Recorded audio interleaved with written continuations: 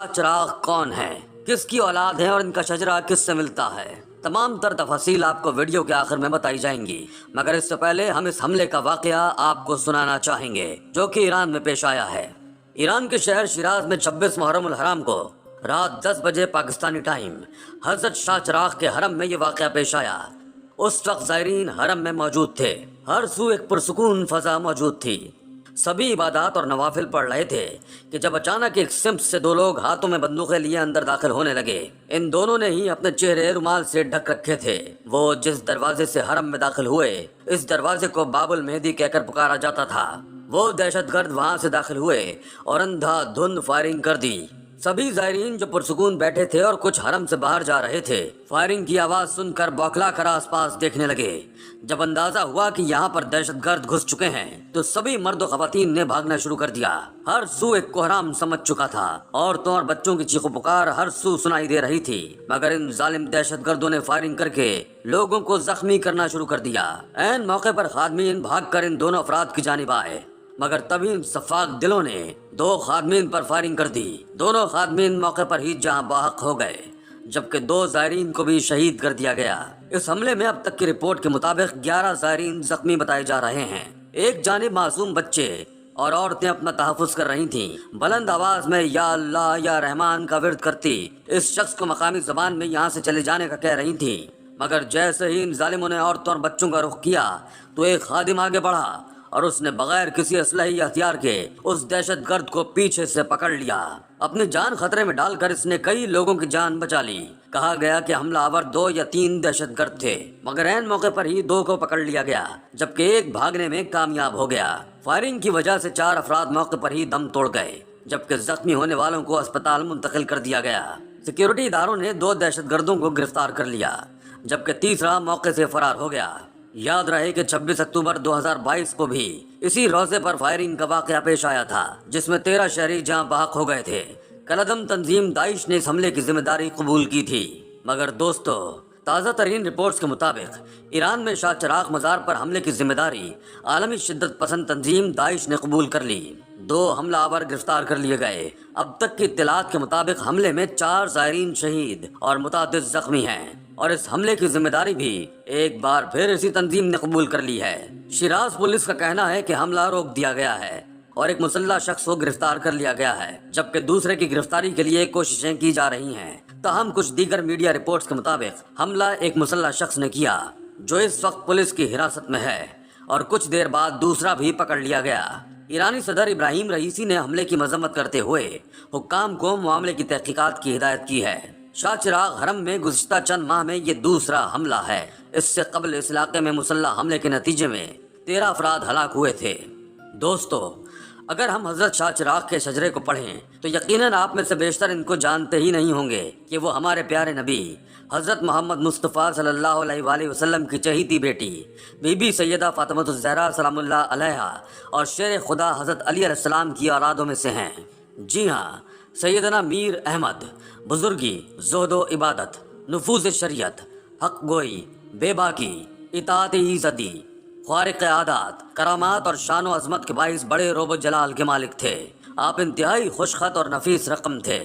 کلام مجید کے 1000 نسخے اپنے مبارک ہاتھوں سے تحریر فرمائے۔ کلام پاک کی کتابت سے ملنے والی رقم کے عوض 1000 غلام خرید کر راہ خدا میں آزاد فرما دیے۔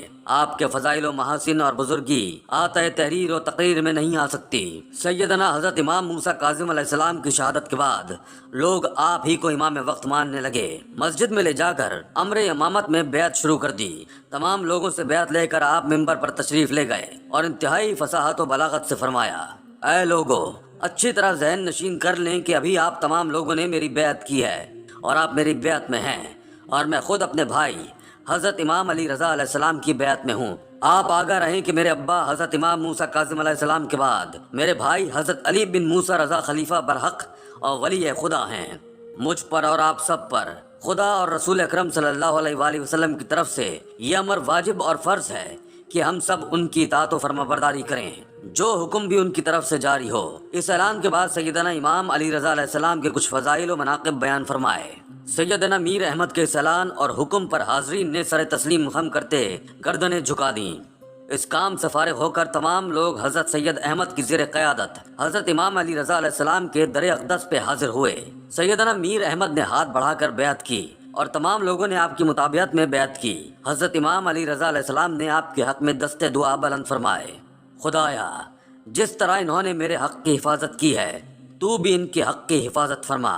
پھر فرمایا، دنیا و آخرت میں اس سے بڑا کوئی عمل مقام نہ ہوگا کہ آپ نے حق کو حفاظت سے رکھا اور باطل کی آمیزش نہ ہونے پائی، نہ دنیا کے فریب میں آئے اور نہ سرداری کی پرواہ کی، اور حق کو حقدار کے سپرد کر کے حق کے امانت ادا کیا۔ اس عمل سے ایک بڑا فائدہ یہ ہوا کہ لوگ گمراہی سے بچا لیے اور مخلوق خدا کو صراط مستقیم پہ چلنے کی ہدایت فرمائی۔ المختصر، شہادت تو نبی صلی اللہ علیہ وآلہ وسلم کی اولاد کا ورثہ ہے، ان کو بھی شہید کر دیا گیا۔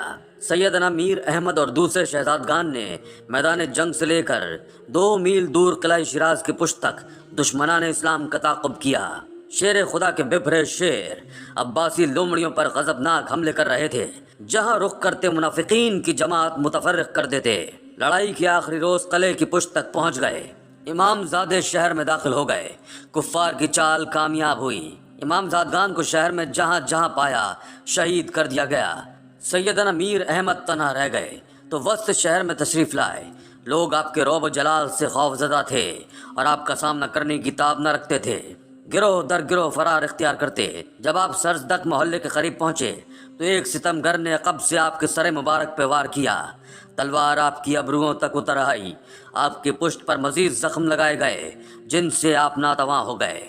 خارجی آپ کو بے بس جان کر آپ کی جانب بڑھنا شروع ہوئے۔ انتہائی زخمی حالت میں بھی آپ اپنا دفاع فرماتے انہیں دھکیل کر سوق الغازان بازار ریسمان تک لے گئے، جہاں آپ کا مشہد مقدس ہے۔ حضرت کو بہت زخم آ چکے تھے، ناتوانی غالب ہوئی تو خوارج نے مل کر یلغار کر دی اور ظالموں نے آپ کو شہید کر دیا۔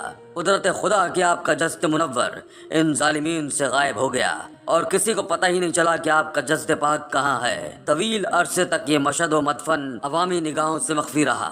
آپ کی شہادت کے 450 سال کے بعد آپ کی قبر مبارک دوبارہ نمودار ہوئی۔ کہا جاتا ہے کہ آپ کی قبر مبارک نمودار ہونے سے پہلے وہاں رات کو اس قدر روشنی ہو جایا کرتی کہ لوگ گمان کرنے لگے یہاں ضرور کوئی ولی اللہ دفن ہے۔ اس کے بعد سے ہی آپ کو شاہ چراغ کے نام سے پکارا جانے لگا تھا۔